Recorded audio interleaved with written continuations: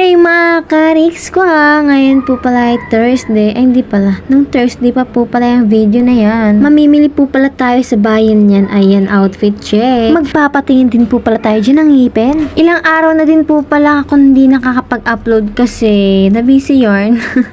Nabusy ako. Saan ako nabusy? Di ko rin alam. Kaya eto, natambakan na ako ng mga video. Gamit ko rin po pala yung aesthetic nating bag. Tara na, mamili na tayo. Pero bago yan, sinarado ko po yung ating bahay and pupunta po muna tayo sa tindahan ni Mama. Nakarating na nga po tayo dyan sa tindahan ni Mama. At maya-maya naman po ay umalis na ako. Doon po pala tayo sasakay sa may tricyclean. Dito nga guys, bago ako sumakay ng tricycle, nakita ko may mga case na binibenta halagang 10 piso. Tumingin po pala muna ako dyan bago ako sumakay, pero napag-isip-isip ko, umalis na ako kasi baka mabutan ako ng ulan. Pagdating ko naman po dito sa bayan, dito po muna tayo pupunta sa dental.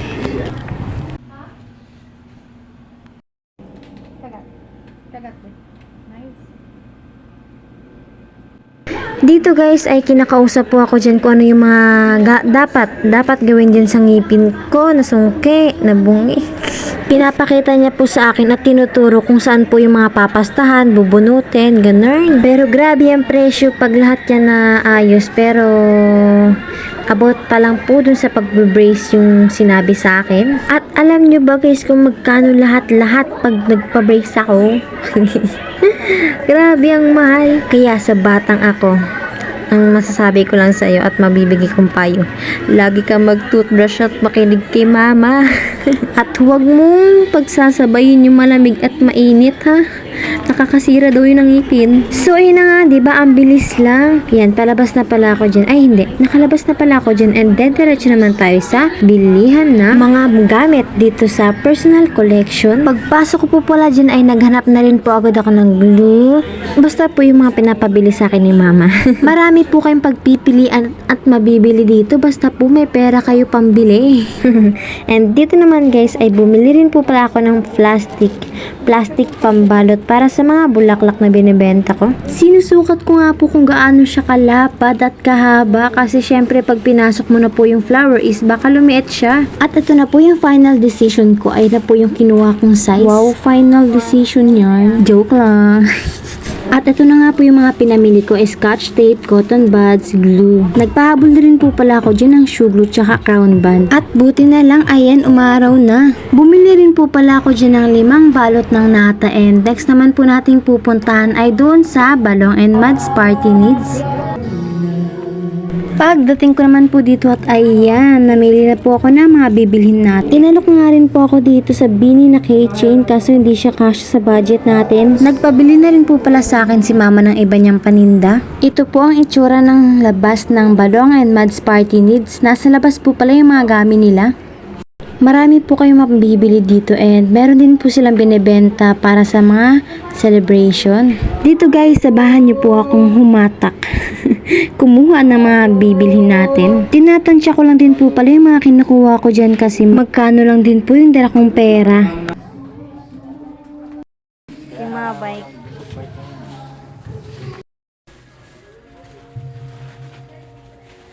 Dito guys, marami din po kayong mabibili na pwede siyang ipa-giveaway pag may mga birthday o pwede siyang pang prize.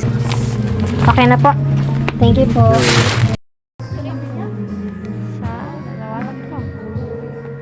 Dito naman guys, habang papunta na ako sa sakayan ng jeep, may narinig ang aking tenga. Ayun, tag 10 na lang yung ukay-ukay dito sa linya ng NSN. At syempre, ito ang ating yung hindi yan.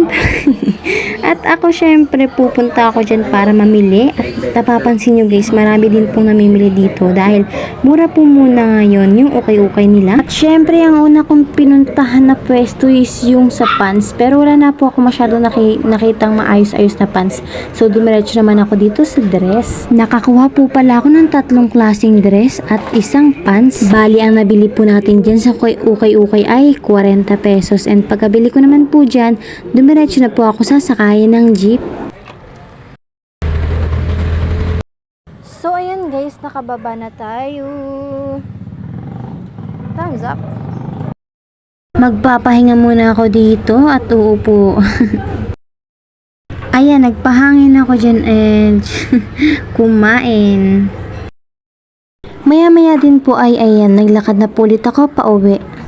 Pagdating ko naman po sa bahay, ayan, namumula-mula pa yung kamay ko. Yan, darili ko. Pero okay lang yan guys, ganoon talaga. Pawis. And after naman ay ayan, hinati na po namin ni mama yung mga paninda niya sa paninda ko. So pagkatapos yan mga kariks ko, umuwi na rin po pala ako and hindi na rin po ako nakapag-video. Kaya hanggang dito na lang po. Thank you for watching. God bless and kita-kits po sa susunod na vlog. Bye-bye!